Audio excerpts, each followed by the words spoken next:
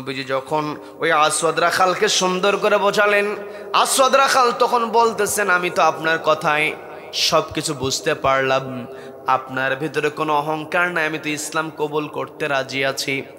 নবীজি তখন বললেন, আমি তোমাকে আমি যেই দাওয়াত নিয়ে এসেছি, এই দাওয়াতের কারণে তুমি আমার অন্তর্ভুক্ত হবে। তবে এর পূর্বে কথা হলো, তুমি যে তোমার মুনিবের যেই পশুগুলো নিয়ে হাজির হয়েছ, আমি তোমাকে অবশ্যই গ্রহণ করে নেব, তোমাকে আমি কালেমা পড়ায় দেব। তবে কথা হলো, তোমার এই পশুগুলো তোমার মুনিবকে পৌঁছায়া দিতে হবে। বলেন না সুবহানাল্লাহ। এই জায়গাতেই ইসলাম যে সবচেয়ে বড় আমানতদার হয় প্রমাণ। যেই দুর্গের অবরোধের জন্য নবীজি দুর্গটাকে অবরুদ্ধ করে রেখে দিয়েছেন, ওই এলাকার ইহুদি অধিবাসী নবীজি চাইলে কিন্তু ওই পশুগুলো নিজের হাতের মধ্যে নিতে পারতেন, কিন্তু নবীজি তা করলেন না। শত্রুর সম্পত্তি পেয়ে গেছি বলে যে দখল করব, তার কিন্তু সুযোগ ইসলামে নাই। কি কথা বলেন, কি কথা বলেন? অথচ শত্রু হতে হয় না, যেই জনগণের পক্ষে কথা বলা হয়, জনগণের সেবার কথাই বলা হয়, ক্ষমতায় বসার সঙ্গে সঙ্গে ওই জনগণের সম্পত্তি নিজের পকেটের মধ্যে ঢুকায় দেয়, এমন লোক আছে না নাই? আছে না নাই? কিন্তু আজকে যদি কোরআন থাকতো, এইরকম করে জনগণের সম্পত্তি কি কেউ কি নিজের পকেটে ঢোকাতে পারতো নাকি? ঢোকাতে পারতো? পারতো না। তার মানে আমি আপনি পৃথিবীতে এসেছি, আমার আপনার দায়িত্ব হচ্ছে খেলাফতের দায়িত্ব। আমরা তো আমাদের যে দায়িত্ব আজকে বড়, আমার দেশে আমরা কথায় কথায় বলি যে 90% মুসলমান, 90% মানুষ মুসলিম, 95% মানুষ মুসলিম। আসলে প্রকৃত মুসলিম 95% দরকার না। যদি 30% মানুষ যদি মুসলিম হতো, প্রকৃত ইসলাম মানতো, এই দেশটা জান্নাতের বাগানে পরিণত হয়ে যেত। কি কথা বলেন? আমরা বুঝি না যে ইসলামটা কি। আসলে ইসলাম কেমন করে মানা দরকার। ইসলাম মানেই হলো শান্তি। তবে শান্তিটা কি? অন্যায়ের বিরুদ্ধে ফাইট করে শান্তি। কি কথা বলেন? আজকে আমি আপনি নিজেকে বাঁচানোর জন্য চেষ্টা করি, যেই দিকে বৃষ্টি হয় সেই দিকে ছাতা ধরি। আউযু বিল্লাহি মিনাশ শাইতানির রাজীম। বিসমিল্লাহির রাহমানির রাহিম।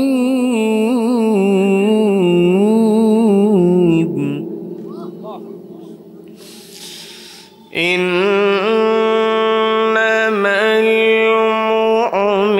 মুমিনুনা আল্লাযীনা ইযা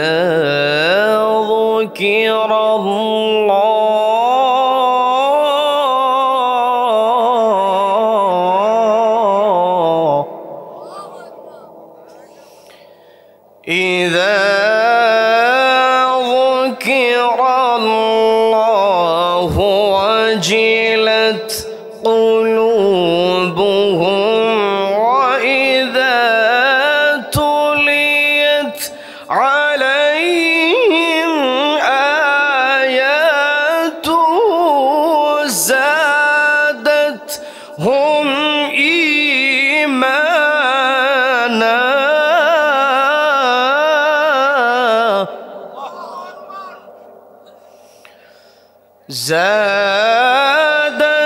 زادتهم إيمانا وعلى ربهم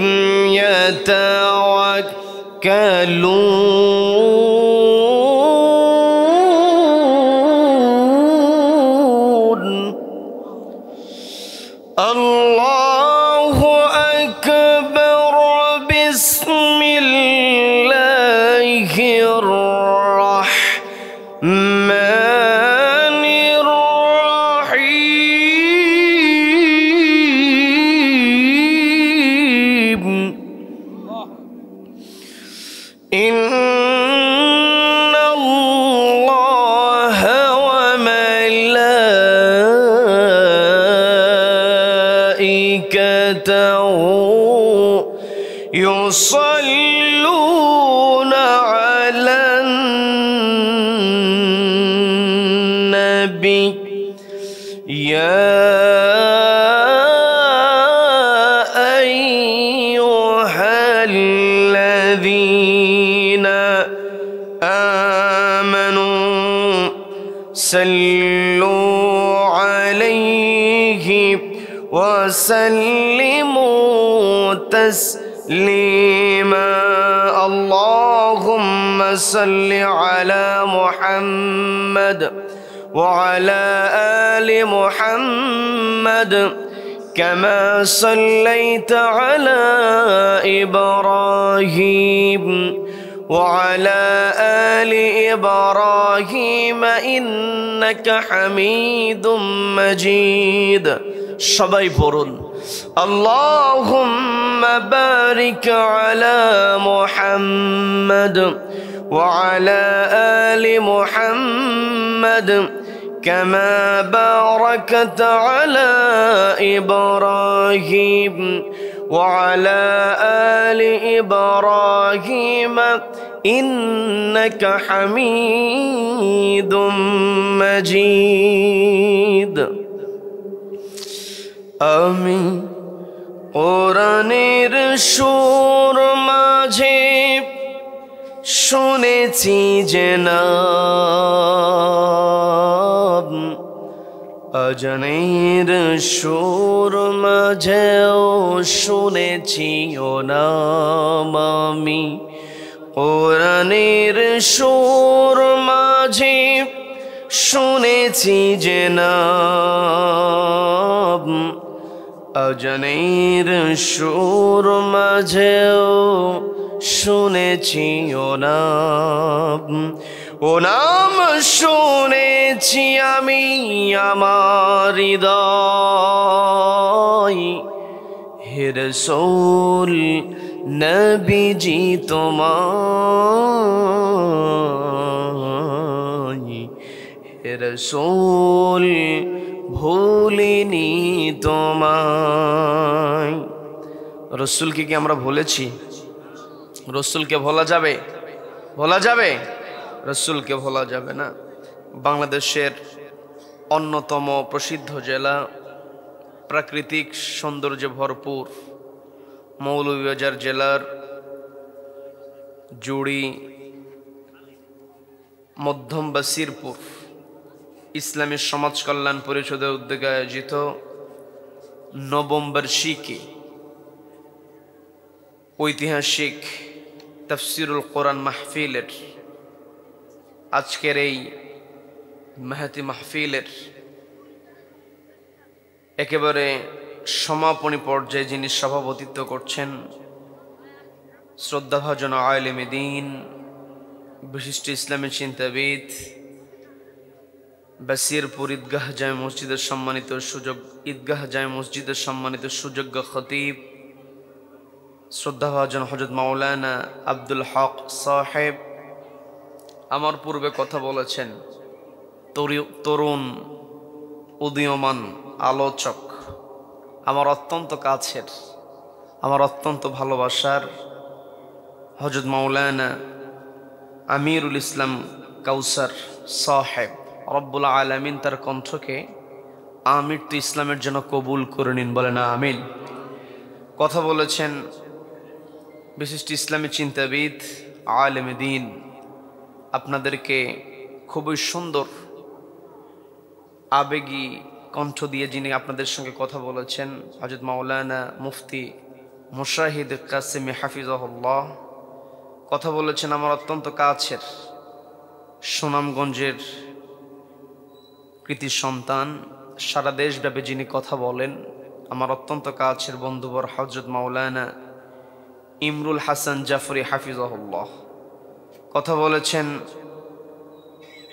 বাসিরপুর কেন্দ্রীয় জামে মসজিদের সম্মানিত সুযোগ্য খতিব আলেমে দ্বীন হযরত মাওলানা উবাইদুল্লাহ মাহমুদ হাফিজাহুল্লাহ উপস্থিত রয়েছেন হযরত উলামায়ে কেরাম রয়েছেন গণ্যমান্য ব্যক্তিবর্গ বিশেষ করে আমার সামনে বসে আছেন অত্র এলাকার পার্শ্ববর্তী এলাকা হতে আগত কোরআন প্রেমিক নবী প্রেমিক তাওহীদ জনতা পর্দার অন্তরাল থেকে শুনছেন আমার অত্যন্ত শ্রদ্ধেয় মা এবং বোনেরা, আলোচনার সূচনায় আমি আপনাদেরকে অভিনন্দন জানাচ্ছি, মোবারকবাদ জ্ঞাপন করছি রব্বুল আলামিনের শেখানো ভাষায়। বলছি আসসালামু আলাইকুম ওয়া রাহমাতুল্লাহি ওয়া বারাকাতুহু। সম্মানিত দ্বীনী ভাইয়েরা, আলোচনায় প্রবেশের পূর্বে আমি জানতে চাচ্ছি আপনারা সকলে কেমন আছেন? আমি কেমন আছি এটা তো কেউ জিজ্ঞাসা করবেন না। রব্বুল আলামিন আমাকেও ভালো রেখেছেন, বলি আলহামদুলিল্লাহ। এই যে আমরা ভালো আছি, আমাদেরকে ভালো রাখার একমাত্র কেবলমাত্র কর্তৃত্ব কার হাতে?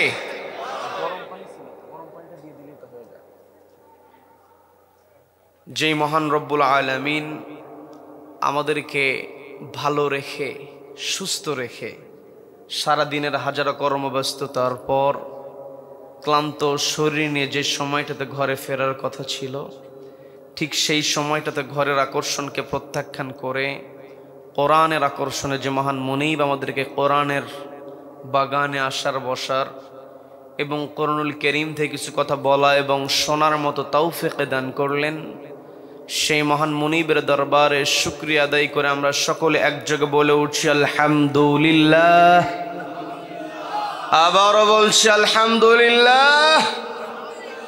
আল্লাহু আকবার। লা ইলাহা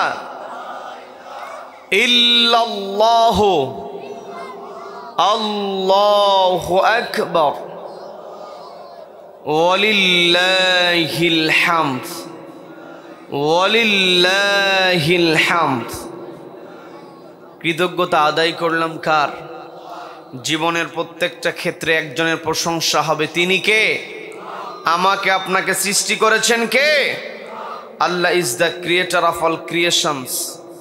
যত সৃষ্টি আছে সব সৃষ্টি একজন করেছেন, তিনি কে? সবাইকে বলতে হবে তিনি কে? কাজেই এই পৃথিবীতে যদি প্রশংসা করতে হয়, প্রশংসা কেবল আল্লাহর হবে। আল্লাহ ব্যতীত অন্য কেউ প্রশংসিত হতে পারে? None can be praised, only Allah will be praised. সবাই চিৎকার দিয়ে বলেন আল্লাহু আকবার, আল্লাহু আকবার। আমরা আল্লাহর বরত্বের ঘোষণা দিলাম, আল্লাহর কৃতজ্ঞতা আদায় করলাম। সম্মানিত হাজিরিন, এই পৃথিবীতে রব্বুল আলামিন আমাকে আপনাকে পাঠিয়েছেন।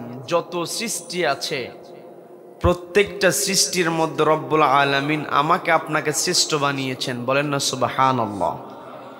এই যে আমরা শ্রেষ্ঠ সৃষ্টি, আশরাফুল মাখলুকাত, মানুষ হওয়ার জন্য, মানুষ হিসেবে পৃথিবীতে আসার জন্য আমরা আল্লাহর কাছে কি কোনো দরখাস্ত করেছিলাম? আপনারা কি কথা বলবেন না আমার সঙ্গে? দরখাস্ত করেছিলাম? কোনো দরখাস্ত করি না। বিনা দরখাস্তে রব্বুল আলামিন আমাকে আপনাকে শ্রেষ্ঠ সৃষ্টি বানিয়েছেন। এই জন্য আবারও বলছি আলহামদুলিল্লাহ, আলহামদুলিল্লাহ।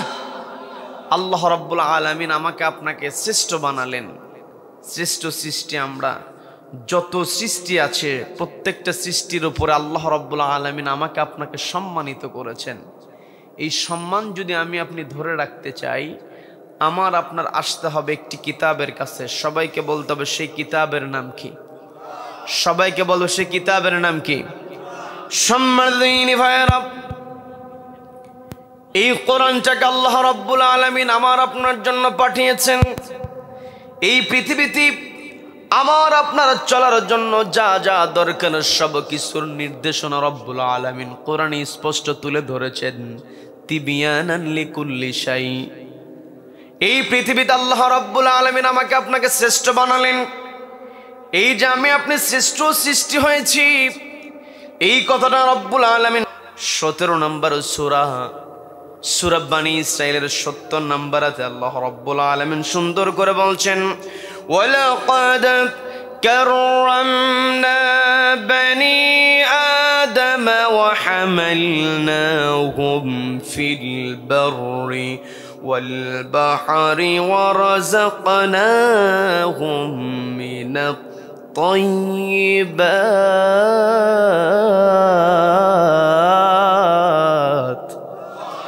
আল্লাহ রাব্বুল আলামিন স্পষ্ট করে দিলেন ওয়ালাকাদ কাররামনা বানি আদম আদম সন্তানকে আমি সম্মানিত করেছি ওয়া হামালনাহুম ফিল বাররি ওয়াল বাহর এবং এই পৃথিবীতে চলার জন্য কর্তৃত্ব আমি দিয়েছি বাহন আমি তাদেরকে দিয়েছি আমি আপনি কেমন করে আকাশে চলি এই যে আকাশপথে বিমান চলছে উড়োজাহাজ চলছে আমি আপনি হেলিকপ্টার দেখছি বিমান দেখছি এই বিমান তৈরির জন্য হেলিকপ্টার বানানোর জন্য যে ব্রেনের দরকার মেধার দরকার আমাকে আপনাকে সেই মেধা দিয়েছেন কে আবার বিমান বানানোর জন্য হেলিকপ্টার তৈরির জন্য যে উপাদান দরকার যে উপকরণ দরকার সেই উপকরণ রব্বুল আলামিন দিয়েছেন শুধু তাই নয় এই পৃথিবীতে যা কিছু তৈরি করা হয়েছে সবকিছু মানুষের জন্য বলেন না সুবহানাল্লাহ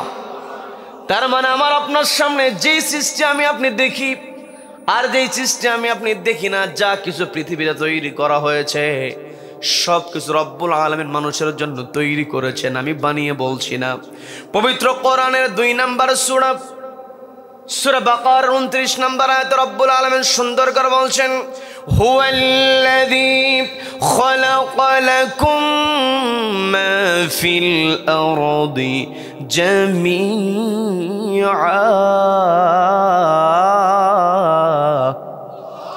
আল্লাহ বলছেন হুয়াল্লাযী তিনি হলেন সেই মহান সত্তা খালাকালাকুম যিনি তৈরি করেছেন তোমাদের জন্য মা ফিল আরদ জমিনে যা আছে এই জায়গায় উলামায়ে কেরাম আছেন তারা আমার কথা সহজেই বুঝতে পারবেন আমি আপনাদেরকে আবার বুঝিয়ে দেওয়ার চেষ্টা করছি আল্লাহ শুধু এই জায়গায় বলতে পারতেন মাহফিল আরদ জমিনে যা আছে এই কথা বলে আল্লাহ শেষ করলেন না আল্লাহ যুক্ত করেছেন মাহফিল আরদি জামিআ অর্থাৎ পৃথিবীতে যা কিছু আছে তার সমস্ত কিছু জামিআ বলে আল্লাহ রাব্বুল আলামিন আর ক্লারিফাই করলেন রব্বুল আলামিন আরো স্পষ্ট করে দিলেন রব্বুল আলামিন আমাকে আপনাকে স্পষ্ট জানিয়ে দিলেন এই পৃথিবীতে যা যা তৈরি হয়েছে যত সৃষ্টি আছে প্রত্যেকটা সৃষ্টি মানুষের জন্য তৈরি করা হয়েছে তোমাদের জন্য তৈরি করা হয়েছে এই পৃথিবীতে আমাকে আপনাকে আল্লাহ রাব্বুল আলামিন প্রেরণ করেছেন আমাকে আপনাকে আল্লাহ রাব্বুল আলামিন সম্মানিত করেছেন আমার আপনার সম্মান এই সম্মান মর্যাদা রব্বুল আলামিন আমাকে আপনাকে দিয়েছেন এই সম্মান মর্যাদার কথা বলার সঙ্গে আল্লাহ গুরুত্বপূর্ণ যে কথাটা বললেন ওয়াহমালনাহুম ফিল বাররি ওয়াল বাহর ওয়া রাযাকনাহুম মিনাত তাইয়্যিবাত তার মানে আমি আপনি এই পৃথিবীতে নিজের শ্রেষ্ঠত্ব যদি ধরে রাখতে চাই আমাকে আপনাকে হালাল রিজিকের মধ্যে পবিত্র রিজিকের মধ্যে থাকতে হবে কি কথা বলেন কি কথা বলেন তার মানে আমি আপনি যখন আমার আপনার খাবার আমার আপনার রিজিকটাকে যখন আমি আপনি তয়্যিবাত রাখতে পারবো তয়্যিব রাখতে পারবো তখনই আমি আপনি নিজেকে শ্রেষ্ঠ রাখতে পারবো কিন্তু বড় কষ্ট নিয়ে কতগুলো কথা বলতে হয় এই পৃথিবীতে হারামখোর মানুষ আছে না নাই সবাইকে বলতে হবে হারামখোর মানুষ আছে না নাই যারা হারাম খাবে তাদের কোনো সম্মান মর্যাদা আল্লাহর কাছে নাই কি কথা বলেন দুনিয়ার মানুষের কাছ থেকে জোর করে সম্মান মর্যাদা নিতে পারে কিন্তু আল্লাহর কাছে কেউ যদি সম্মানিত হতে চায় আল্লাহ রাব্বুল আলামিন আরো স্পষ্ট করলেন এই জায়গাতে আল্লাহ রাব্বুল আলামিন বলছেন ওয়ালাকাদ কাররামনা বানি আদম আদম সন্তান আমি সকলকে সম্মানিত করেছি এই জায়গাতে মুসলিম অমুসলিম পৃথক করে বলা হয় নাই মানুষ হলেই তার সম্মান আছে কি কথা বলেন এই পৃথিবীতে যত সৃষ্টি আছে সমস্ত সৃষ্টির মধ্যে রব্বুল আলামিন মানুষকে প্রাধান্য দিলেন আবার মানুষকে আল্লাহ রব্বুল আলামিন শুধু সম্মানিতই করেন নাই মানুষকে আল্লাহ সুন্দর করে তৈরি করেছেন লাকাদ খলাকনাল ইনসানা ফি আহসানি তাকওয়িম আল্লাহ আমাকে আপনাকে সুন্দর স্ট্রাকচার দিয়েছেন এই পৃথিবীতে যত সৃষ্টি আছে প্রত্যেকটা সৃষ্টির উপর আমার আপনার প্রাধান্য এই যে দেখেন আমার আপনার শক্তি যদি হাতির সঙ্গে তুলনা করি বিশাল প্রাণী হাতি এই হাতির সঙ্গে আমার আপনার শক্তির যদি তুলনা করা হয় আমার আপনার শক্তি একেবারে নাই বললেই চলে। হাতি যদি আমাকে আপনাকে তার পায়ের নিচে ফেলে দেয়, আমি আপনি শেষ। কি কথা বলেন, কি কথা বলেন? যেই হাতি এত শক্তিশালী, এই বিশাল হাতির উপরে সামান্য মানুষ বসে থাকে, হাতির ওজনের তুলনায় একেবারেই কম ওজন, সে মানুষ হাতির পিঠের উপরে বসে হাতিকে নিয়ন্ত্রণ করে। বলেন না সুবহানাল্লাহ। আবার দেখেন রব্বুল আলামিন এই পৃথিবীতে আমাকে আপনাকে চলার জন্য কত মেধা দিয়ে দিলেন। শত শত মানুষকে একেবারে আকাশের ওপরে প্লেনের মধ্যে নিয়ে ঘুরছে। আবার শুধু তাই নয়, সমুদ্রের মধ্যে কতগুলো জাহাজ আছে। আমার কথায় বিরক্ত হচ্ছেন নাকি? আমার কথায় বিরক্ত হচ্ছেন? সমুদ্রের মধ্যে কতগুলো জাহাজ আছে। আমাকে আপনাকে যদি চোখটা বেঁধে নিয়ে ওই জাহাজের মধ্যে ছেড়ে দেওয়া হয়, জাহাজের মধ্যে নিয়ে যাওয়ার পরে চোখের বাঁধন যদি খুলে দেওয়া হয়, আমি আপনি ওই জাহাজের ডেকোরেশন দেখে বোঝার উপায় নাই পানিতে আছি নাকি মাটিতে আছি। কি কথা বলেন? পানির মধ্যে আমাকে আপনাকে আল্লাহ রাব্বুল আলামিন চলার জন্য মেধা দিলেন, উপকরণ দিলেন। এই যাতে কিছু রাব্বুল আলামিন আমাকে আপনাকে দিয়েছেন, এর কারণ আছে না নেই? সবাইকে বলতে হবে, এর কারণ আছে না নেই? আল্লাহ রাব্বুল আলামিন ফেরেশতাদেরকে ডাক দিয়ে বলছেন, ইন্নী জাইলু ফিল আরদি খলিফা। ও আমার ফেরেশতারা, পৃথিবীতে আমি আমার প্রতিনিধি প্রেরণ করব। আল্লাহ এই জায়গায় সরাসরি বলেন না যে আমি আদম সন্তানকে পাঠাবো, আমি মানুষকে পাঠাবো। এই কথা কিন্তু আল্লাহ বলেন নাই। আল্লাহ গুরুত্বপূর্ণভাবে আমার আপনার পরিচয় সুন্দর করে তুলে ধরে বলছেন, ইন্নী জাইলু ফিল আরদি খলিফা। আমাদেরকে আল্লাহ রাব্বুল আলামিন পৃথিবীতে খলিফা করে প্রেরণ করেছেন। যখনই ফেরেশতাদেরকে আল্লাহ বললেন আমি পৃথিবীতে আমার প্রতিনিধি পাঠাবো, এই কথা বলার সঙ্গে সঙ্গে ফেরেশতারা কত সুন্দর করে আল্লাহর সঙ্গে কথোপকথন করলেন। বলতেছেন, আতাজআলু ফিহা মান ইফসিদু ফিহা ওয়া ইয়াসফিকুদ দিমা। ওগো আল্লাহ, আপনি কি পৃথিবীতে এমন কাউকে পাঠাবেন যারা পৃথিবীতে যাওয়ার পরে ফাসাদ তৈরি করবে, এমনকি রক্তপাত করবে? এরপরে বলছেন, ওয়া নাহনু নুসাব্বিহু বিহামদিকা ওয়া নুকদ্দিসু লাক। ওগো আল্লাহ, আমরাই তো আপনার কৃতজ্ঞতা আদায় করে, আপনার প্রশংসা করে, আপনার হুকুম মেনে চলি, আপনার তাসবিহ জ্ঞাপন করি। এর দ্বারা ফেরেশতারা সরাসরি আল্লাহর মতের বিরুদ্ধে কথা বলে নাই, কিন্তু তাদের কথার মধ্যে একটা ইঙ্গিত ছিল, মানুষকে তো আপনি পাঠাবেন, আপনার যে প্রতিনিধি আপনি পাঠাবেন, ওদের দায়িত্ব হলো আপনার ইবাদত করা, আপনার প্রশংসা করা। আর আমরাই তো আপনার প্রশংসা করছি। পরোক্ষভাবে তারা মানুষ পাঠানোর ব্যাপারে পরোক্ষভাবে তারা না ভোট দিয়ে দিল, মানুষকে পাঠানোর কোনো দরকার নাই। কিন্তু রব্বুল আলামিন সুন্দর করে বলছেন, ইন্নী আ'লামু মা লা তা'লামুন। ও আমার ফেরেশতারা, আমি যা জানি তোমরা তা জানো না। এই পৃথিবীতে শুধুমাত্র ফাসাদি করবে না, রক্তই ঝরাবে না। এই পৃথিবীতে একদল মানুষ থাকবে যারা আমি যা বলবো তাই শুনবে, প্রয়োজনে নিজের জীবনটা দিয়ে দেবে। এমন মানুষ দুনিয়াতে আছে না নাই? সবাইকে বলতে হবে, আছে না নাই? তার মানে আমার আপনার দায়িত্ব হলো, এই পৃথিবীতে আল্লাহ আমাকে আপনাকে খলিফা করে প্রেরণ করেছেন। আবার আরো স্পষ্টভাবে যে আয়াতটাতে আমি আপনি আমার আপনার পৃথিবীতে আসার কারণটা আরো স্পষ্ট বুঝতে পারি, সেটা হলো আল্লাহ স্পষ্ট করে বলছেন, আল্লাহ জানিয়ে দিলেন আমি মানুষ এবং জিন জাতিকে তৈরি করেছি শুধুমাত্র আমার ইবাদত করার জন্য। ওয়ামা খলাকতুল জিন্না ওয়াল ইনসা ইল্লা লিয়াবুদুন। এই পৃথিবীতে আমার আপনার দায়িত্ব হলো আল্লাহর ইবাদতের বাইরে আমি আপনি থাকতে পারবো না। 24 ঘন্টার সময়, এই 24 ঘন্টার সময় প্রত্যেকটা মুহূর্ত, প্রত্যেকটা সেকেন্ড, 1 ন্যানো সেকেন্ড সময় আমি আপনি আল্লাহর ইবাদতের বাইরে থাকার কোনো সুযোগ নেই। 24 ঘন্টার প্রত্যেকটা মুহূর্তে আমাকে আপনাকে ইবাদত করতে হবে কার? সবাইকে বলতে হবে ইবাদত করতে হবে কার? এখন অনেকেই প্রশ্ন করতে পারে, হুজুর আজকে না হয় রাতের বেলা মাহফিল, যার কারণে আমরা জেগে আছি,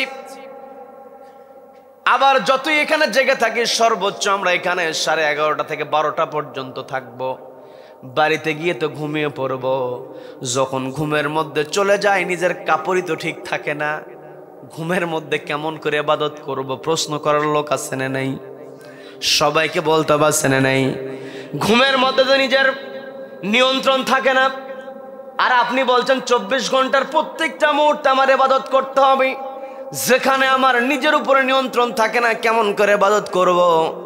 এই প্রশ্নের জবাবটা এইভাবে দেওয়া যায়, আমি আপনি যখন ঘুমাতে যাব, ঘুমানোর পূর্বে আমি আপনি যদি আল্লাহকে স্মরণ করতে পারি, আবার ঘুম থেকে জাগ্রত হওয়ার পরে যদি আল্লাহর কৃতজ্ঞতা আদায় করতে পারি, আল্লাহর হুকুমটা মানতে পারি, এশার নামাজ আদায় করলাম, ঘুমিয়ে পড়লাম, ঘুম থেকে জাগ্রত হয়ে যদি আমি আপনি আল্লাহর প্রশংসা করি, ফজরের নামাজটা পড়তে পারি, নবীজি স্পষ্ট জানিয়ে দিলেন সেই ব্যক্তি যতই ঘুমের মধ্যে থাকুক না কেন, ওই ঘুমটাকে আল্লাহ ইবাদতে রূপান্তরিত করে দেন। বলেন না সুবহানাল্লাহ।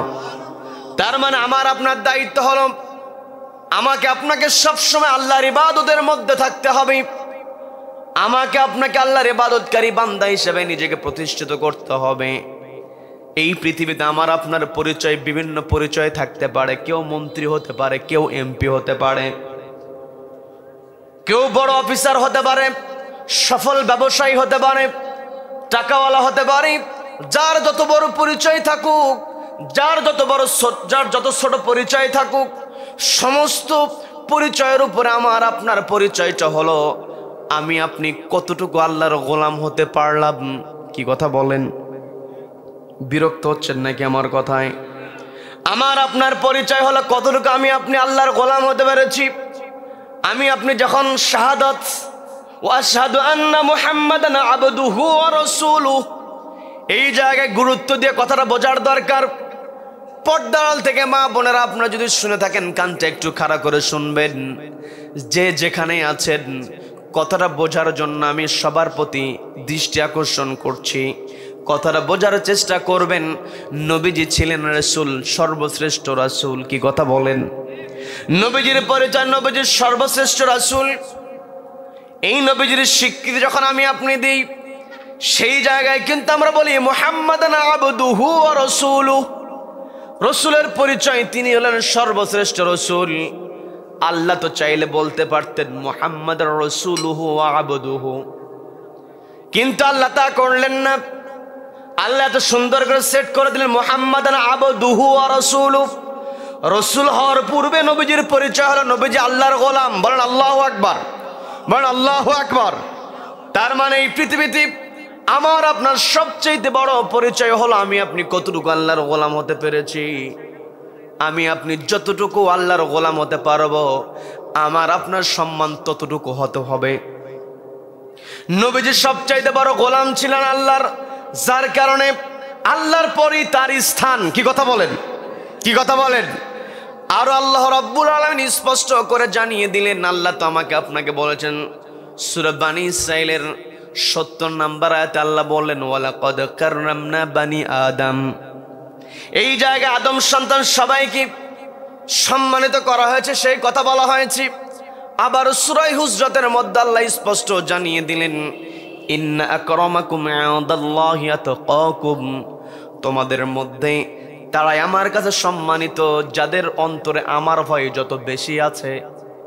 যার অন্তরে আল্লাহর ভয় যত বেশি থাকবে, ওই ব্যক্তি নিজেকে আল্লাহর তত বড় বান্দা বানাতে পারবে। কি কথা বলেন? কি কথা বলেন? এই জন্য আমাকে আপনাকে আল্লাহর বান্দা বানানোর জন্য আল্লাহ যে আমাকে যে উদ্দেশ্যে পৃথিবীতে পাঠিয়েছেন, সেই উদ্দেশ্য বাস্তবায়ন করতে হলে আমাকে আপনাকে আল্লাহর ইবাদত করতে হবে। যারা আল্লাহর ইবাদত করবে তারা তো আবেদ, তারা তো ইবাদতকারী। আবার যারা আল্লাহর প্রতি বিশ্বাস স্থাপন করে, আবেদ তারাই হতে পারে। আবেদ হওয়ার পূর্বে কিন্তু ইমানদার হতে হয়। কি কথা বলেন? কি কথা বলেন? সম্মানিত বন্ধুগণ, নবীজির একজন সাহাবী ছিলেন। অল্প সময়ের জন্য তিনি ইসলাম কবুল করেছিলেন। একেবারে সংক্ষেপ সময় এক ওয়াক্ত নামাজ তিনি আদায় করতে পারেন নাই।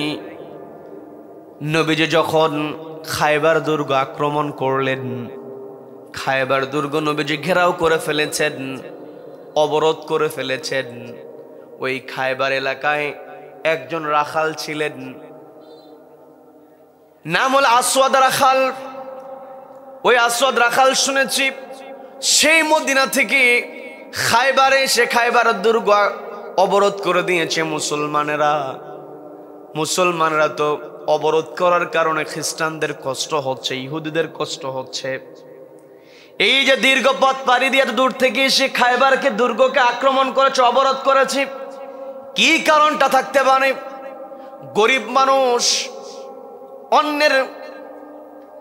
অন্যের কাজ করে তার জীবিকা নির্বাহ করে। রাখাল মানুষ, তার মনের মধ্যে একটা জানার আকাঙ্ক্ষা জাগ্রত হয়ে গেল। চিন্তা করলো, দেখি তো আমি ওদের বিরুদ্ধে তো সবসময় ইহুদিরা তো বিরুদ্ধেই কথা বলে, পক্ষে থেকেও কথা বলে না। আসলে রহস্যটা কি দেখি, একটু ওই মুসলমানদের সঙ্গে একটু কথা বলবো। এই কথা চিন্তা করি বেরিয়ে পড়েছি। মাঝখানে পথের মধ্যে একজন মুসলমানের সঙ্গে সাক্ষাৎ হয়ে গিয়েছে।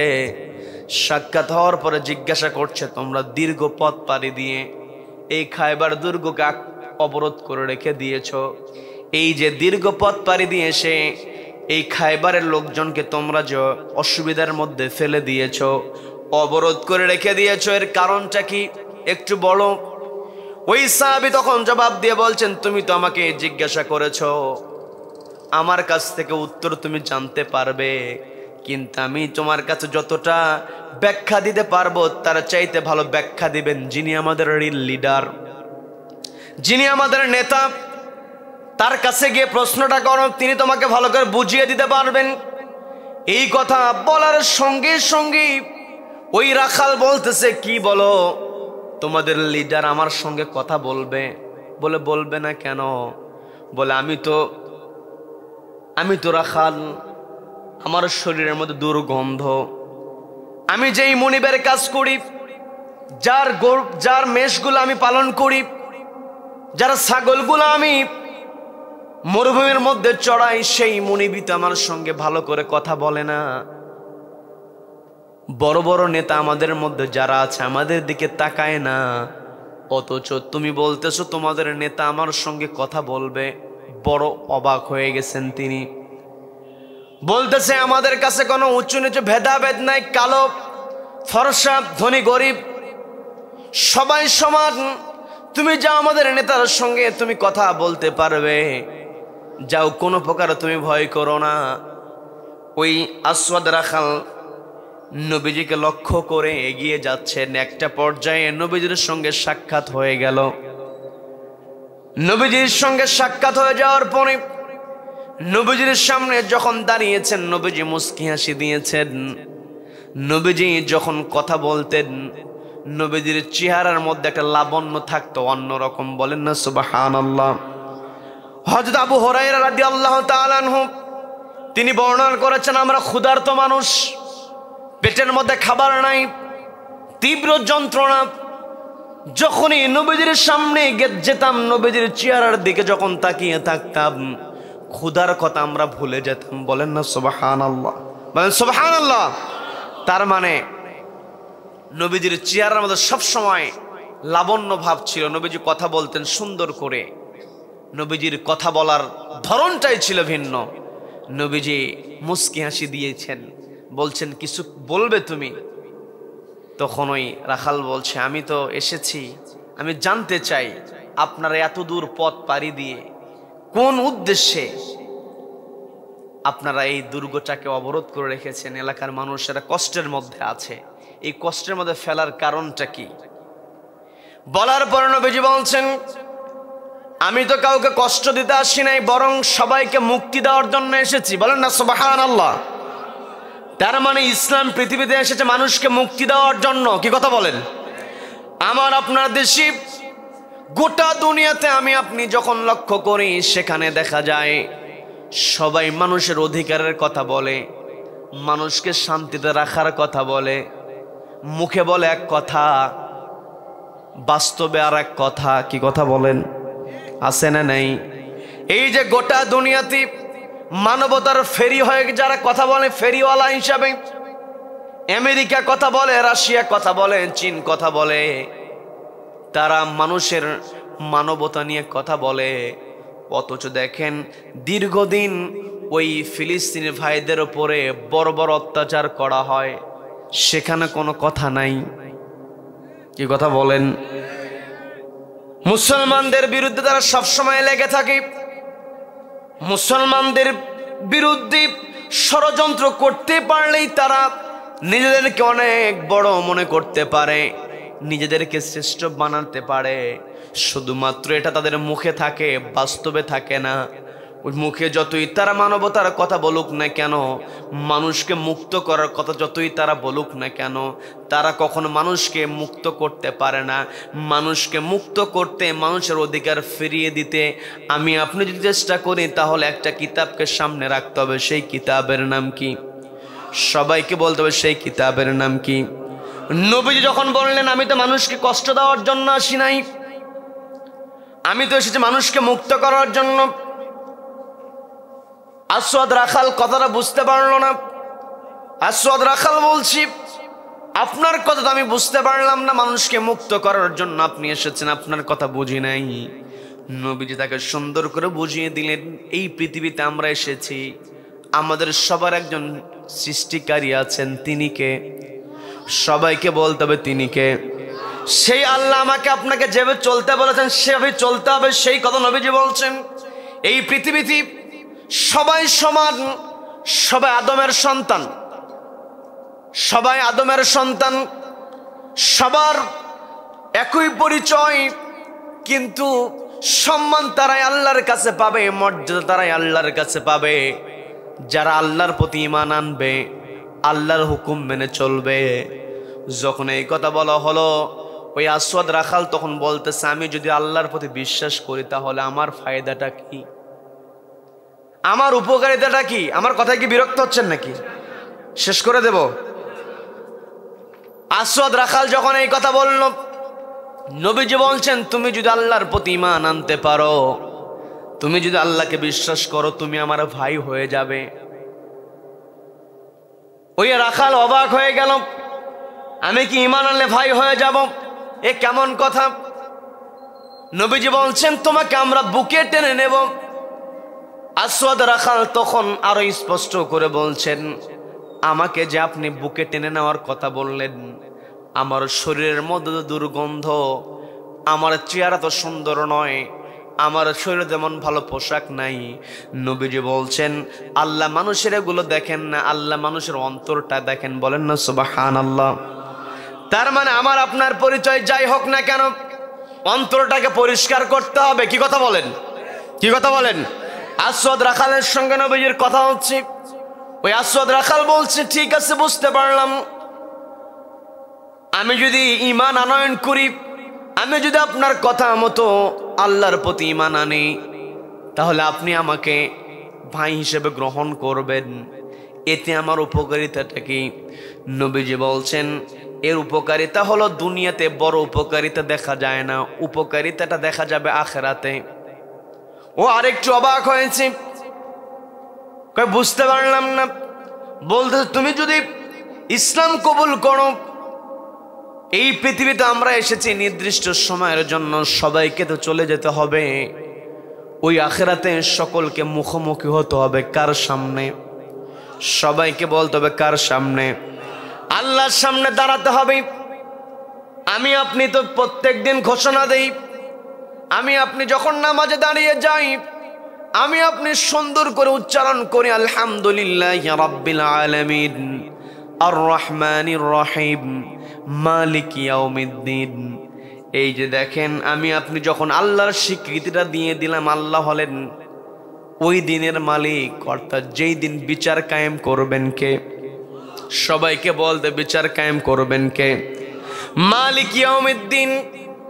এই বিষয়, এই আয়াতটাই যদি আমি আপনি সবসময় আমার আপনার জেহেনের মধ্যে ধরে রাখতে পারি, এই পৃথিবীতে আমার আপনার অবস্থান যেটাই হোক না কেন, চূড়ান্ত দিনে আমাকে আপনাকে আল্লাহর সামনে দাঁড়াতে হবে। আলাইসাল্লাহু বিআহকামিল হাকিমিন। যেই দিন আল্লাহ হবেন সকল বিচারকের বিচারক, আল্লাহর সামনে যে আমাকে দাঁড়াতে হবে, আমি আপনি যা কিছু বলছি, কিরামান কাতিবিনা ইয়ালামুনা মা তাফআলুন।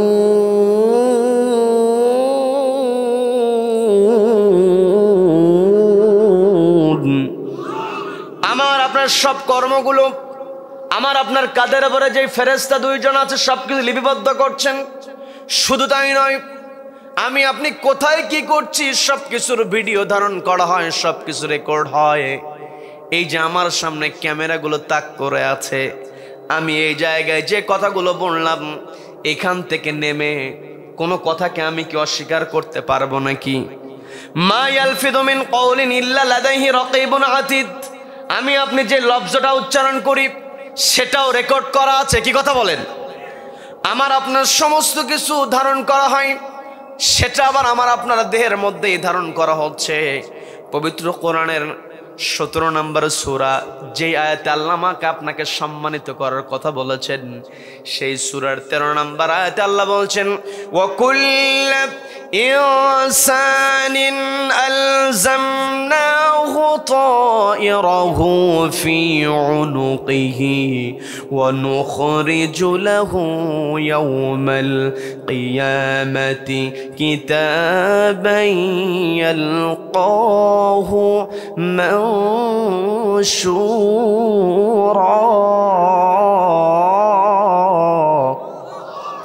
আল্লাহ বলছেন অকুল্লা ইনসানিন, প্রত্যেকটা মানুষের ক্ষেত্রে আলজামনাহু, আমি সেট করে দিয়েছি তায়রাহু, তার আমলনামা, ফি উনুকিহি, তার কাঁধের উপরে, ওয়া নুখরিজু লাহু ইয়াওমাল কিয়ামা, এই যে আমলনামা এটা অনুখরিজ, আমি খারিজ করব, বের করব, ইয়াউমাল কিয়ামা, কিয়ামতের ময়দানে। তার মানে আমি আপনি কোথায় কি করছি সব কিছু আল্লাহ ধারণ করছেন। বর্তমান তথ্য প্রযুক্তির যুগে আমি আপনি যদি তায়রাহু এর ব্যাখ্যা করতে যাই, তথ্য প্রযুক্তির আলোকে একটা অর্থ দাঁড়িয়ে যায়, সেটা হলো এই তায়রাহু এর অর্থ দাঁড়ায় মেমোরি কার্ড। আপনি দেখবেন কোন কোন দোকান আছে, যেই দোকানে ক্যামেরা ফিট করা আছে, সিসি ক্যামেরা, ছোট্ট একটা চিপ থাকে, সেই চিপের মধ্যে দীর্ঘ 6 মাসের রেকর্ড পর্যন্ত জমা থাকে। ওই দোকানের সামনে কে কি করেছে, দোকানের ভিতরে কে কি করেছে, সব কিছুর রেকর্ড ওই চিপের মধ্যে আছে না নেই? এই যে চিপের মধ্যে দুনিয়ার সামান্য জ্ঞান, ওয়ামা উতিতুম মিনাল ইলমি ইল্লা কলিলা, আল্লাহ তো আগে স্পষ্ট বলে দিলেন তোমাদেরকে কোনো জ্ঞানই দেওয়া হয় নাই, ইল্লা কলিল, তবে সামান্য।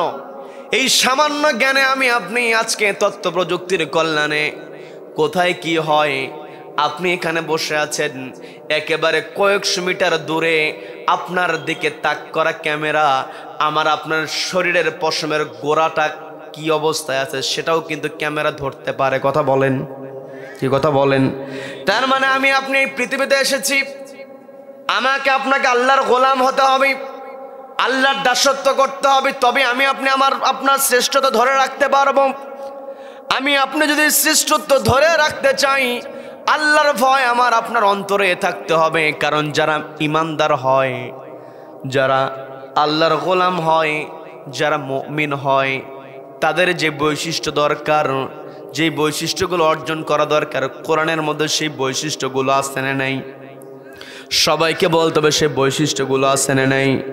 সম্মানিত বন্ধুগণ, পবিত্র কোরআনের বিভিন্ন জায়গায় মুমিন বান্দার বৈশিষ্ট্য, বিভিন্ন জায়গায় ইমানদারের বৈশিষ্ট্য আল্লাহ বিভিন্নভাবে তুলে ধরেছেন। আমি আমার আলোচনার সূচনায় পবিত্র কোরআনের 8 নম্বর সূরা আনফালের 2 নম্বর আয়াতে কারিমা তেলাওয়াত করেছি, যে আয়াতের মধ্যে আল্লাহ মুমিন বান্দার 3টা পরিচয় তুলে ধরেছেন, 3টা বৈশিষ্ট্য। সবাইকে বলতে হবে কয়টা বৈশিষ্ট্য? 3টা বৈশিষ্ট্য একটা আয়াতের মধ্যে আল্লাহ তুলে ধরে বলছেন, ইন্নামাল মুমিনুনাল্লাযীনা যুকিরাল্লাহু ওয়াজিলাত কুলুবুহুম ওয়া ইযা তুলিয়াত আলাইহিম আয়াতুহু যাদাতুহুম ঈমানাও ওয়া আলা রাব্বিহিম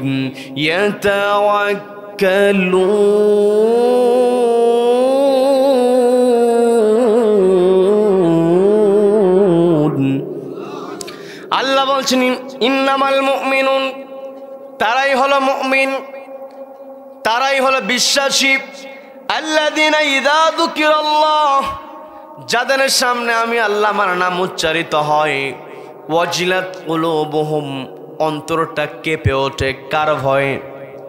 সবাইকে বলতে হবে কার ভয়ে?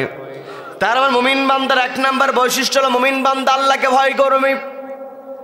আবার আল্লাহ আমাকে আপনাকে স্পষ্ট জানিয়ে দিলেন, ও আমার বান্দারা, তোমাদের মধ্যে তারাই আমার কাছে সম্মানিত হতে পারবে। আকরামাকুম, তোমাদের মধ্যে তারাই সম্মানিত। আতকাকুম, যাদের তাকওয়া যত বেশি।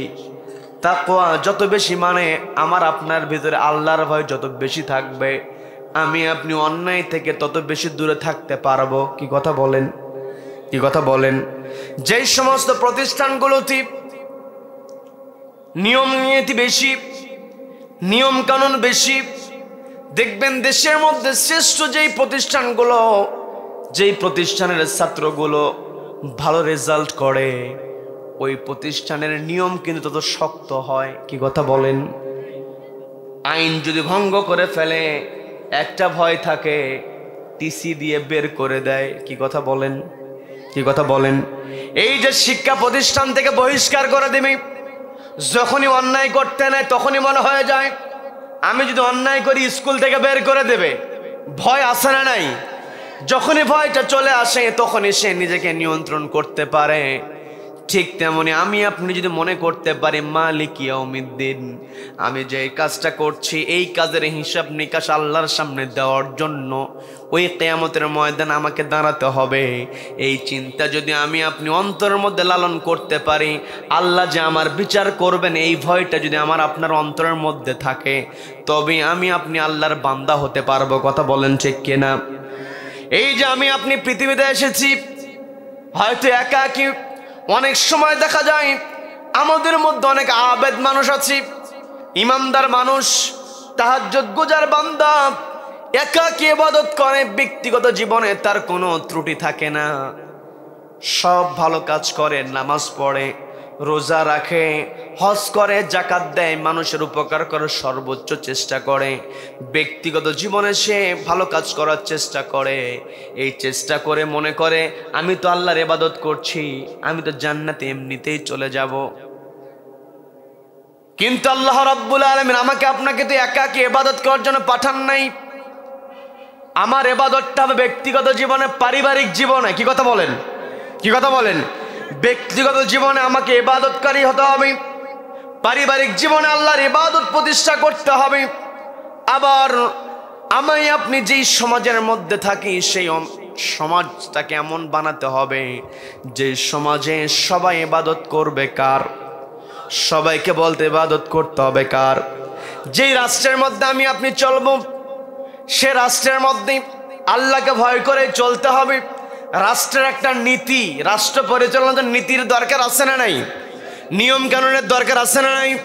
এই কোরআনের মধ্যে ব্যক্তিগত জীবনে আমি আপনি কেমন করে চলবো, পারিবারিক জীবনে কেমন করে চলবো, সামাজিক জীবনে কেমন করে চলা দরকার, এমনকি রাষ্ট্রীয় জীবনে কেমন করে চলা দরকার, নিয়ম নীতি কোরআনের মধ্যে আছে না নাই? সবাইকে বলতে হবে আছে না নাই? তার মানে কোরআনের মধ্যে নীতি আছে। আমি আপনি দুনিয়াতে চলতে গেলে যখন কোনো বড় হাঁস আমার আপনার চোখের সামনে আমি আপনি দেখি, যে হাঁসের জাতটা একটু বড় হয়, বড় হাঁস হওয়ার কারণে তাকে বলা হয় রাজহাঁস। কি কথা বলেন? সবাইকে কথা বলতে হবে। যেই বাড়িটা অনেক বড়, আমরা বলে যে হাই রে কত বড় রাজপ্রাসাদের মতো, বলি কি বলি না? প্রাসাদ যদি বড় দেখি সেই প্রাসাদকে আমরা বলি রাজপ্রাসাদ।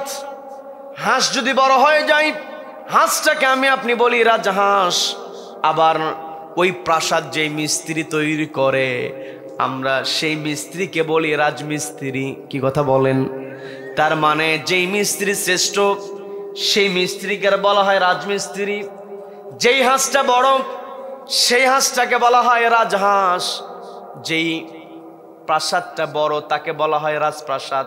তার মানে বড় কোনো কিছুই হলে তার সামনে রাজ শব্দ যুক্ত করে দেওয়া হয়। আর আমাকে আপনাকে আল্লাহ যেই কিতাবটা দিয়েছেন এই কিতাবটা কিন্তু সবচাইতে বড় নীতির কিতাব। কি কথা বলেন? কি কথা বলেন? এই কোরআনটা হলো নীতির কিতাব। এই কোরআনের চাইতে বড় নীতি পৃথিবীতে আছে নাকি? তাহলে আমি আপনি যদি এই কোরআনকে সবচাইতে বড় নীতির কিতাব বলি, তাহলে এই কোরআনকে তখন রাজনীতির কিতাব বলা হবে। কি কথা বলেন? কিন্তু আমার দেশে কিছু বুদ্ধিজীবী আছে, নিজেদেরকে অনেক বড় পণ্ডিত মনে করে, এরা বলে কোরআনের মধ্যে রাজনীতি নাই। বলে কি বলে না? বলে কি বলে না? রাষ্ট্র পরিচালনার জন্য আমি আপনি দেশের মধ্যে আমি আপনি শান্তি শৃঙ্খলা আর দেশের মধ্যে আনার জন্য আমরা নিয়মের প্রয়োগ দেখি, নীতির প্রয়োগ দেখি। আমার দেশে দিন দিন চুরি বাড়ছে না কমছে? সবাই বলেন বাড়ছে না কমছে? চুরি কিন্তু বেড়েই চলছে। এই চুরি বন্ধের জন্য আমার দেশে কিন্তু নীতি আছে, কিন্তু আমার দেশে যেই নীতি আছে সেই নীতি দিয়ে কি চুরি বন্ধ হয়েছে নাকি? আমার আপনার চোখের সামনে মুরগি চুরি করে ধরা পড়েছে, জুতা চোর জুতা চুরি করে ধরা পড়েছে। সঙ্গে সঙ্গে সবাই একত্রিত হয়ে আচ্ছা গণধলাই আছে না নাই? মুরগি চোর জুতা চোর ধরা পড়লে গণধলাই, কিন্তু কলমের খোঁচা দিয়া লক্ষ লক্ষ টাকা আত্মসাৎ করে। বড় চোর যখন সুন্দর পোশাক নিয়া সুন্দর গেট আপ নিয়ে আমার আপনার সামনে হাজির হয়, আমি আপনি স্পষ্ট জানি যে কলমের খোঁচা দিয়া এই অফিসার লক্ষ লক্ষ টাকা আত্মসাৎ করছে। এটা জানার পরেও কিন্তু আমরা ওই চোরকে সালাম দেই। কি কথা বলেন?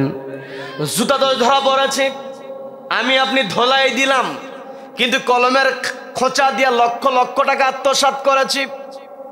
ওই চোরের বিরুদ্ধে আমি আপনি কিছুই বলি না, কারণ ওই চোরের বিরুদ্ধে ওই চোরকে থামানোর জন্য যেই বড় নিয়ম প্রয়োগের দরকার, আমার দেশে যেই সমস্ত চোরেরা কলমের খোঁচা দিয়ে লক্ষ লক্ষ টাকা আত্মসাৎ করে, এই সমস্ত চোরদের মধ্য থেকে একটা চোরকে যদি ওই হাইকোর্টের সামনে কিংবা বাইতুল মুকাররমের সামনে একটা চোরকে যদি কোরআনের নীতির আলোকে ফাকতউ আইদিয়াহুমা, চোর চুরি করেছে, চুরি প্রমাণিত হয়েছে, সে নারী হোক আর পুরুষ হোক, চুরি প্রমাণিত হওয়ার সঙ্গে সঙ্গে হাতটা কেটে দাও, বিধান দিয়েছেন কে? সবাইকে বলতে বিধান দিয়েছেন কে? এই বিধানের আলোকে যদি সুপ্রিম কোর্টের সামনে কলমের খোঁচা দিয়ে লক্ষ লক্ষ টাকা চুরি করে একটা অফিসারের হাত যদি কেটে দেওয়া হতো, বাকি অফিসারগুলো এমনিতেই ভালো হয়ে যেত। কি কথা বলেন? এই কথাগুলো যখন আলেম ওলামা বলে, আলেম ওলামা তখনই খারাপ হয়ে যায়। আলেম ওলামার বিরুদ্ধে কথা, আলেম ওলামার বিরুদ্ধে ষড়যন্ত্র আজকে পৃথিবীতে নতুন নয়। নবীজি 40টা বছর কাফেরদের মধ্যে ছিলেন, নবীজির বিরুদ্ধে কেউ কোনো কথা বলে নাই। নবীজি যখনই বলেছেন মানব রচিত বিধান দিয়ে পৃথিবীতে শান্তি কখনো আসতে পারে না, এই পৃথিবীতে যদি শান্তি আনতে হয় একমাত্র আল্লাহর নীতি দিয়ে শান্তি আনতে হবে। নবীজি যখনই আল্লাহর বিধানের কথা বলেছেন, নবীজির বিরুদ্ধে তখনই ষড়যন্ত্র শুরু হয়েছে, নবীজিকে তখনই গালিগালাজ করা হয়েছে। কথা বলেন ঠিক কিনা? আজও পৃথিবীতে যারা নবীজির উত্তরসূরি আলেম ওলামা যখন নবীজিকে আদর্শ মেনে নিয়ে লাকাদ কানা লাকুম ফি রাসূলিল্লাহি উসওয়াতুন হাসানা, নবীজিকে আদর্শ মেনে নিয়ে নবীজি যে কিতাবটা পেয়েছেন, এই কিতাবের আলোকে যখন আলেম ওলামা রাষ্ট্র পরিচালনার কথা বলে, তখনই এক শ্রেণীর মানুষের শরীরের মধ্যে অ্যালার্জি শুরু হয়ে যায়। কি কথা বলেন? যতই তাদের শরীরে অ্যালার্জি আসুক না কেন, এই পৃথিবী যতদিন থাকবে আলেম ওলামা থাকবে, কোরআন থাকবে। আলেম ওলামা কোরআনের আলোকে কথা বলবে, কোনো বাতিল থামাতে পারবে না। কথা বলেন ঠিক কিনা? কোরআনের কথা বলতে গিয়ে আলেম ওলামারা জীবন দিয়ে দিতে পারে। কি কথা বলেন? কি কথা বলেন? নবীজির সাহাবী খুবাইব রাদিয়াল্লাহু তাআলা আনহু, তিনি কাফেরদের হাতে বন্দী হয়েছেন। খুবাইব রাদিয়াল্লাহু তাআলা আনহুকে ফাঁসির মঞ্চের দিকে নিয়ে যাওয়া হয়। খুবাইব রাদিয়াল্লাহু তাআলা আনহু ফাঁসির মঞ্চের দিকে এগিয়ে যান।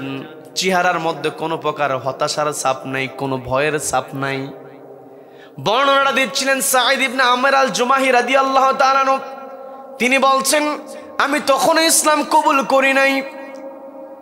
খুবাইবকে যখন শুলের দিকে নিয়ে যাওয়া হয়, ফাঁসির মঞ্চের দিকে নিয়ে যাওয়া হয়, আমি খুবাইবের চেহারার দিকে তাকিয়েছিলাম, লক্ষ্য করে দেখেছি একজন মানুষ কিছুক্ষণ পর দুনিয়া থেকে বিদায় হয়ে যাবে, কিছুক্ষণের মধ্যে তাকে মেরে ফেলা হবে, অথচ চেহারার মধ্যে কোনো কষ্টের ছাপ নাই, বরং চেহারার মধ্যে হাসির ঝিলিক।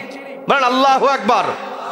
এই বাংলাদেশে যিনি তাফসীর করেছেন, এই যে মাহফিলটার নাম দেওয়া আছে তাফসীরুল কোরআন মাহফিল, তাফসীরুল কোরআন মাহফিলের সঙ্গে আমাদের দেশের যেই মুফাসসিরের নামটা জড়িত হয়ে আছে, যেই মুফাসসিরের নামটা তাফসীরুল কোরআনের সঙ্গে একেবারে সামঞ্জস্যপূর্ণ, কোরআনের পাখি বলার সঙ্গে সঙ্গে যার নামটা চলে আসেন তিনি হলেন শহীদ আল্লামা দেওয়ার হোসেন সাঈদী রহমাতুল্লাহ আলাইহি। কথা বলেন ঠিক কিনা? তিনি যখন কোরআন থেকে কথা বলেছেন, বাতিলেরা সহ্য করতে পারে নাই, 13টা বছর বন্দি অবস্থায় রেখে দেওয়া হয়েছে, কিন্তু এই বাতিলেরা কোরআনের পাখির মুখ থেকে হাসি কেড়ে নিতে পারে নাই। কথা বলেন, কি কথা বলেন?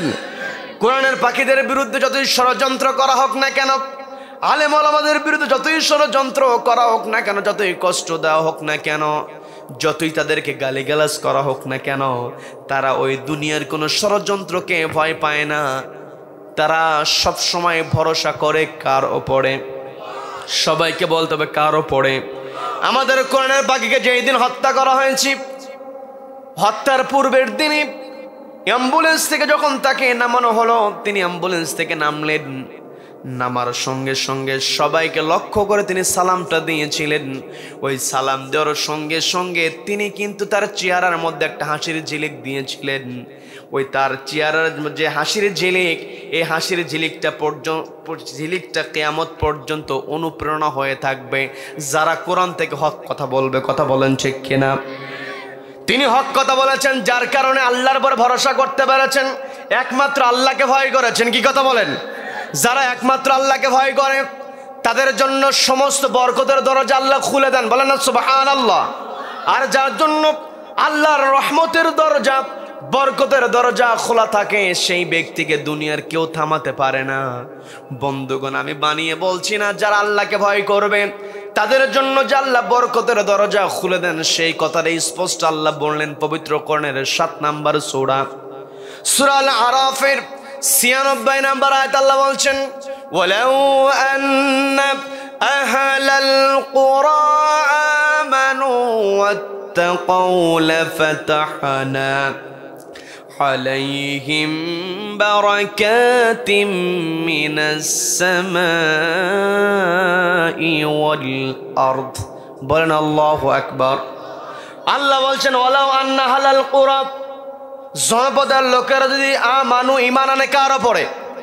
সবাইকে বলতে ঈমান আনে কার উপরে?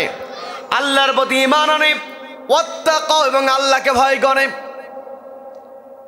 লাফাতাহনা, অবশ্যই আমি তাদের জন্য খুলে দেই বারাকাতিম মিনাস সামাই ওয়াল আরদ, আসমান এবং জমিনে যত বরকতের দরজা আছে। এই যে দেখেন, দীর্ঘদিন ওই ইসরায়েলের জালিমেরা হামাসের যোদ্ধাদের উপরে তারা কত বড় বড় অত্যাচার করেছে।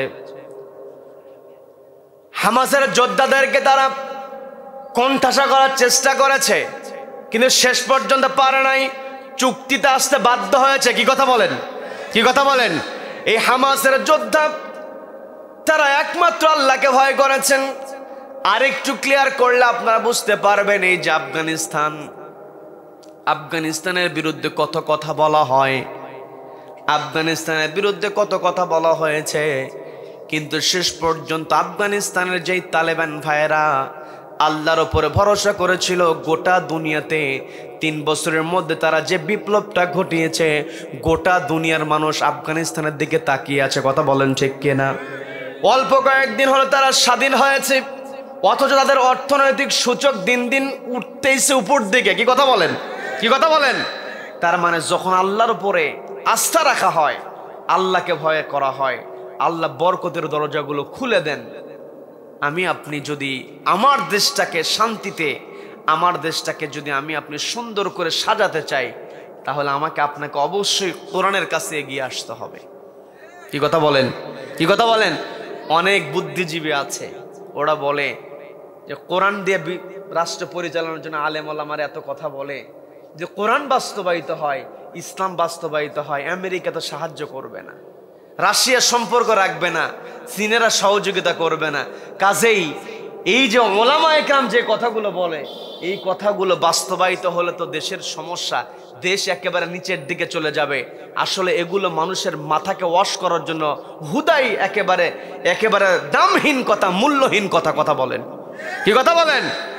স্পষ্ট আফগানিস্তানের দিকে আমরা দেখেছি, আল্লাহ এমন সিস্টেম করে দিয়েছেন, আমেরিকা যেই দিকে চলে যায় তার বিপরীতে রাশিয়া হাজির হয়ে যায়। কি কথা বলেন? আমরা তো শুধুমাত্র কোরআন তেলাওয়াত করেই পার পাওয়ার চেষ্টা করি, কিন্তু আল্লাহ তো আমাকে আপনাকে শুধুমাত্র কোরআনটা তেলাওয়াত করে প্রত্যেক দিন সকালবেলা শুধু পড়লাম, সন্ধ্যায় পড়লাম, তেলাওয়াত করলাম, অবশ্যই সওয়াব আছে, কিন্তু কোরআনের মধ্যে যে বিধান আছে এই বিধানটা তো বাস্তবায়নের জন্য আল্লাহ কোরআন দিয়েছেন। কি কথা বলেন? কি কথা বলেন? নবীজি যদি শুধুমাত্র কোরআন তেলাওয়াত করতেন, নবীজির কোরআন তেলাওয়াত এই কাফেররাও শুনতো, কিন্তু নবীজির দোষটা ছিল কোথায়? নবীজি যেই কোরআন তেলাওয়াত করতেন, এই কোরআনের বিধান নবীজি রাষ্ট্রে বাস্তবায়ন করতে চেয়েছিলেন, যেটা কাফেররা সহ্য করতে পারে নাই, নবীজির বিরুদ্ধে ষড়যন্ত্র করেছে, নবীজি বাধ্য হয়েছেন মক্কা থেকে মদিনায় হিজরত করতে। কি কথা বলেন? আমি আপনি নবীজিকে আদর্শ মানি, নবীজির প্রতি দরুদ পড়ি, আমি আপনি জুব্বা পরি, টুপি পরি, আমি আপনি দাঁড়িয়ে রেখেছি, পাগড়ি পরি, জিকির করছি, সব ঠিক আছে, অবশ্যই এগুলো করতে হবে। নবীজির সুন্নাতের বিকল্প কোনো কিছু হতে পারে? তবে নবীজির সবচাইতে বড় সুন্নাত, যেই সুন্নাত বাস্তবায়নের জন্য নবীজি তার ভিটা ছেড়েছেন, নবীজি যেখানে যেই সুন্নাত বাস্তবায়নের জন্য নবীজি তার জন্মভূমিকে ছেড়ে দিয়েছেন, সেই সুন্নাতটা হলো নবীজি ছিলেন সফল রাষ্ট্রনায়ক। কি কথা বলেন? মিষ্টি খাওয়া যেমন সুন্নাত, পাগড়ি পরা যেমন সুন্নাত, লম্বা ঢিলে ঢালা জামা পরা যেমন সুন্নাত, তার চাইতে বড় সুন্নাত হলো রাষ্ট্রীয় পর্যায়ে চেয়ার দখল করা। কি কথা বলেন? এই কথাগুলো বললেই এক শ্রেণী সহ্য করতে পারে না, কিন্তু যারা সহ্য করবে না এদের জনপ্রিয়তা দিন দিন নষ্টই হবে। কি কথা বলেন? যারা সহ্য করতে পারে না বিগত দিনে, এই যে আজকে আপনারা মাহফিলে বসে আছেন, গোটা দেশের মধ্যে মাহফিলের পরে মাহফিল, কোনো অনুমতির দরকার হয় না। এই পরিবেশ যেন কিয়ামত পর্যন্ত থাকে, এইটার জন্য আমাকে আপনাকে সচেতন হতে হবে। কি কথা বলেন? যারা চেয়েছিল বিগত দিনে কোরআনটাকে বন্ধ করে দেওয়ার জন্য, তারা তো কোরআনের মাহফিল বন্ধ করেছে, কোরআনওয়ালাদেরকে বন্দি করেছে। আমাদের কোরআনের পাখির ভাষায় বলতে হয়, তিনি স্পষ্ট বলে দিয়েছিলেন, জুলুমের মাত্রা বেশি করিও না, এমন একটা পর্যায়ে চলে আসবে তোমাদের এই জুলুমের কারণে তোমরা ইঁদুরের গর্তও খুঁজে পাবে না। কথা বলেন? আজকে সে অবস্থা হয়ে গিয়েছে। কাজেই আমাকে আপনাকে সচেতন হতে হবে, আমাকে আপনাকে বুঝতে হবে যে আমি আপনি পৃথিবীর শ্রেষ্ঠ সৃষ্টি, আমাকে আপনাকে আল্লাহ সম্মান দিয়েছেন। এই সম্মান আমি আপনি তখনই ধরে রাখতে পারবো যখন একটি কিতাবকে মানবো। সেই কিতাবের নাম কি? সবাইকে বলতে হবে কিতাবের নাম কি? এই আল কোরআন ব্যক্তিগত জীবনে, পারিবারিক জীবনে, সামাজিক জীবনে, রাষ্ট্রীয় জীবনে, প্রত্যেকটা জায়গায় বাস্তবায়নের জন্য আমাকে আপনাকে চেষ্টা করতে হবে। তুজাহিদুনা ফি সাবিলিল্লাহি বিআমওয়ালিকুম ওয়া আনফুসিকুম যালিকুম খায়রুল লাকুম ইন কুনতুম তা'লামুন।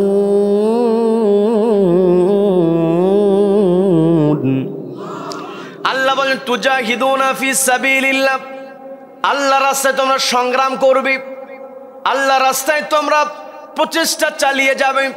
এই তুজাহিদুনের ব্যাখ্যায় যদি আমাকে আপনাকে একেবারে অল্প সময়ের মধ্যে বুঝতে হয়, এই তুজাহিদুনের ব্যাখ্যায় যদি আমি আপনি চলে যাই পবিত্র কোরআনের 3 নম্বর সূরা, সূরা আলে ইমরানের 110 নম্বর আয়াত আল্লাহ বলছেন, কুনতুম খায়রা উম্মাতিন উখরিজাত লিন-নাসি تأمرون بالمعروف وتنهون عن المنكر وتؤمنون بالله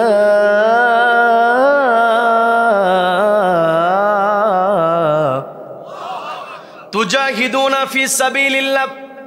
আল্লাহর রাস্তায় সংগ্রামকে যদি আমি আপনি বুঝতে চাই, এই সংগ্রাম করা মানে হলো তা'মুরুনা বিল মারুফ, সৎ কাজের আদেশ দেওয়া, ওয়া তানহাউনা আনিল মুনকার, অসৎ কাজে বাধা প্রদান করা। কি কথা বলেন?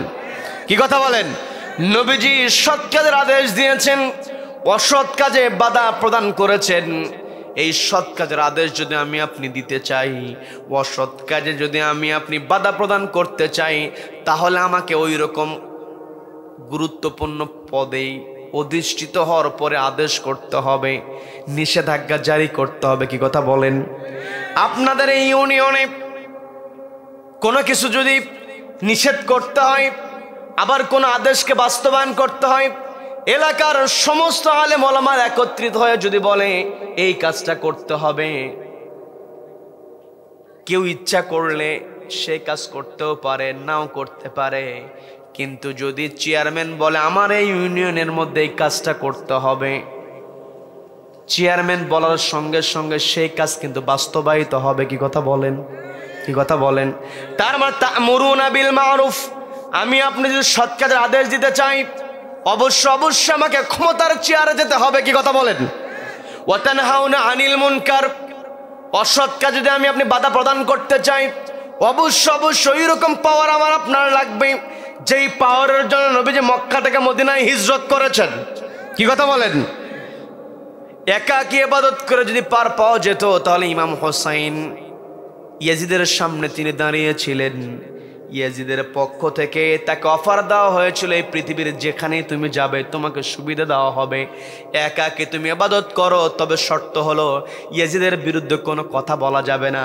ইমাম হোসাইন বলেছেন আমার জীবন চলে যাবে তবু আমি অন্যের বিরুদ্ধে কথা বলবো, এটাই হলো ইমানদার। কি কথা বলেন?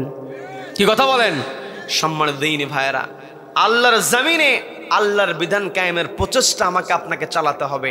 আমি একটা ঘটনা শুরু করেছিলাম, সেই ঘটনা আমি শেষ করি নাই। আমি বলতে নিয়েছিলাম আসওয়াদ রাখাল যখন নবীজির কাছে বললেন আমি যদি ইসলাম মেনে নেই, ঈমান যদি আনি, তাহলে আমার উপকারটা কি? নবীজি তখন দুনিয়ার উপকারের কথা বললেন যে আমরা সবাই মিলেমিশে একাকার হয়ে যাব, সবাই সবার সঙ্গে সম্পর্ক হবে। তখন আসওয়াদ রাখাল বলছে দুনিয়াতে এই উপকার, তাহলে আখিরাতে উপকারটা কি হবে? যখন এই কথা বলা হলো, নবীজি জবাব দিয়ে বলতেছেন তোমার উপকারটা হবে আখিরাতের জীবনে, তুমি জাহান্নামের আগুন থেকে নিজেকে বাঁচাতে পারবে, তুমি জান্নাতের নিয়ামতের মধ্যে থাকবে। যেই সময়টাতে মানুষ তার নিয়ামত শুরু হবে, তার সুখ শুরু হবে, এর কোনো শেষ হবে না। আবার মানুষ যদি আল্লাহকে না মানে তার আযাব শুরু হবে, কিন্তু আযাবের শেষ হবে না। এইভাবে নবী যখন সুন্দর করে বুঝিয়ে দিলেন, অনেক লম্বা ঘটনা, আমি অল্প সময়ের কারণে আপনাদেরকে সারাংশ যেটা বোঝানোর চেষ্টা করার জন্য বলেছি, সেটা হলো নবীজি যখন ওই আসওয়াদ রাখালকে সুন্দর করে বোঝালেন, আসওয়াদ রাখাল তখন বলতেছেন আমি তো আপনার কথায় সব কিছু বুঝতে পারলাম, আপনার ভিতরে কোনো অহংকার নাই, আমি তো ইসলাম কবুল করতে রাজি আছি। নবীজি তখন বললেন আমি তোমাকে আমি যেই দাওয়াত নিয়ে এসেছি, এই দাওয়াতের কারণে তুমি আমার অন্তর্ভুক্ত হবে। তবে এর পূর্বে কথা হলো তুমি যে তোমার মুনিবের যেই পশুগুলো নিয়ে হাজির হয়েছ, আমি তোমাকে অবশ্যই গ্রহণ করে নেব, তোমাকে আমি কালেমা পড়ায় দেব। তবে কথা হলো তোমার এই পশুগুলো তোমার মুনিবকে পৌঁছায়া দিতে হবে। বলেন না সুবহানাল্লাহ। এই জায়গাতেই ইসলাম যে সবচেয়ে বড় আমানতদার হয় প্রমাণ। যেই দুর্গের অবরোধের জন্য নবীজি দুর্গটাকে অবরুদ্ধ করে রেখে দিয়েছেন, ওই এলাকার ইহুদি অধিবাসী নবীজি চাইলে কিন্তু ওই পশুগুলো নিজের হাতের মধ্যে নিতে পারতেন, কিন্তু নবীজি তা করলেন না। শত্রুর সম্পত্তি পেয়ে গেছি বলে যে দখল করব, তার কিন্তু সুযোগ ইসলামে নাই। কি কথা বলেন? কি কথা বলেন? অথচ শত্রু হতে হয় না, যেই জনগণের পক্ষে কথা বলা হয়, জনগণের সেবার কথাই বলা হয়, ক্ষমতায় বসার সঙ্গে সঙ্গে ওই জনগণের সম্পত্তি নিজের পকেটের মধ্যে ঢুকায় দেয়, এমন লোক আছে না নাই? আছে না নাই? কিন্তু আজকে যদি কোরআন থাকতো, এইরকম করে জনগণের সম্পত্তি কি কেউ কি নিজের পকেটে ঢোকাতে পারতো নাকি? ঢোকাতে পারতো? পারতো না। তার মানে আমি আপনি পৃথিবীতে এসেছি, আমার আপনার দায়িত্ব হচ্ছে খেলাফতের দায়িত্ব। আমরা তো আমাদের যে দায়িত্ব আজকে বড়, আমার দেশে আমরা কথায় কথায় বলি যে 90% মুসলমান, 90% মানুষ মুসলিম, 95% মানুষ মুসলিম। আসলে প্রকৃত মুসলিম 95% দরকার না, যদি 30% মানুষ যদি মুসলিম হতো, প্রকৃত ইসলাম মানতো, এই দেশটা জান্নাতের বাগানে পরিণত হয়ে যেত। কি কথা বলেন? আমরা বুঝি না যে ইসলামটা কি, আসলে ইসলাম কেমন করে মানা দরকার। ইসলাম মানেই হলো শান্তি, তবে শান্তিটা কি? অন্যায়ের বিরুদ্ধে ফাইট করে শান্তি। কি কথা বলেন? আজকে আমি আপনি নিজেকে বাঁচানোর জন্য চেষ্টা করি, যেই দিকে বৃষ্টি হয় সেই দিকে ছাতা ধরি, বিপদ দেখলে আমরা ভয় করি। অথচ আল্লাহ রাব্বুল আলামিন মুমিন বান্দার 1 নাম্বার বৈশিষ্ট্য বললেন, দুনিয়ার কোনো বিপদকে মুমিন ভয় পাবে না, মুমিন 1 নাম্বার ভয় করবে আল্লাহকে। 2 নাম্বার বৈশিষ্ট্য বলা হয়েছে, মুমিনকে যে কিতাবটা দেওয়া হয়েছে, এই কিতাবের তেলাওয়াতের দ্বারা ওয়াইদা তুলিয়াত আলাইহিম আয়াতুহু জাদাতুহুম ঈমানা, ঈমানদার বান্দারা কোরআন তেলাওয়াতের মাধ্যমে তাদের ঈমানটাকে বৃদ্ধি করবে। অথচ কষ্ট নিয়ে বলতে হয়, এত মোটা মোটা বই পড়েছে কিন্তু জীবনে কোরআন একবার খতম দিতে পারে নাই, অর্থ তো দূরের কথা। কি কথা বলেন? অথচ নিজেকে প্রমাণ করে যে আমি মুসলিম। যদি সত্যিকারে মুসলিম হতো, ওই মুসলিম অবশ্যই কোরআন পড়তে পারত। কি কথা বলেন? আগের দিনে শিক্ষিত মানুষ ছিল না, কিন্তু মুরব্বীরা আছেন, তারা বলতে পারবেন প্রত্যেকটা ঘরে ঘরে সবার দিন শুরু হতো কোরআন তেলাওয়াত দিয়া। কি কথা বলেন? আজকে কোরআন তেলাওয়াত নাই, যার কারণে দেশের মধ্যে কোনো শান্তি নাই। এই দেশে যদি আমি আপনি শান্তি আনতে চাই, ঈমানটাকে বাড়াতে চাই, অবশ্যই কোরআন তেলাওয়াত করতে হবে। কি কথা বলেন? কোরআন তেলাওয়াত শুধু করলেই হবে না, কোরআনের তেলাওয়াতের মাধ্যমে যে বিধান আছে, এই বিধানটাকে বাস্তবায়ন করতে হবে। ওয়াজতানিবুত তাগুত, তাগুতকে পরিহার করতে হবে। অথচ তাগুতকে আমরা চিনি না, ইসলাম আমরা বুঝি না। আমাদের সব সময় যে বিষয়ে সচেতন হতে হবে, আল্লাহ যে আমাদের সুন্দর একটা পরিবেশ দিয়েছেন, আমরা মুসলিমদেরকে দেখলে কাফেররা সবসময় ভয় পেয়েছে। যতই তারা প্রভাবশালী হয়েছে, মুসলমানদেরকে দেখে ভয় করেছে, কিন্তু প্রকৃত মুসলমান তো আমরা হতে পারি নাই। আজকে আমি আপনি যদি প্রকৃত মুসলমান হতাম, তাহলে আমার দেশের অবস্থা এমন হতো না। কি কথা বলেন? মুসলমান নিজেকে খলিফা চিন্তা করতে পারে না। আজকে আমার আপনার যে দায়িত্ব, সর্বশ্রেষ্ঠ সৃষ্টি আল্লাহ আমাকে আপনাকে বানিয়েছেন, আমি আপনি আল্লাহ সর্বশ্রেষ্ঠ সৃষ্টি হয়েছি। এই সৃষ্টির দায়িত্ব হলো খেলাফতের। বন্ধুগণ, খেলাফতের দায়িত্বটা একেবারে সংক্ষেপে যেটা বলি, তা'মুরুনা বিল মা'রুফ, সৎ কাজের আদেশ দিতে হবে, ওয়া তানহাউনা আনিল মুনকার, অসৎ কাজে বাধা প্রদান করতে হবে। আমি আপনি বোঝার সঙ্গে আজকে থেকে যদি শুরু করি, সত্যিকার আমি আপনি যদি অন্যায়ের বিরুদ্ধে প্রতিবাদ করতে যাই, আল্লাহর জমিন আল্লাহর বিধান কায়েমের জন্য যদি সংগ্রাম করতে পারি, আমার আপনার নিয়ত করলাম, কাজ শুরু করলাম, আমার আপনার মরণ হওয়ার সঙ্গে সঙ্গে আল্লাহ আমাকে আপনাকে জান্নাত দিয়ে দেবেন। এতে কোনো সন্দেহ আছে?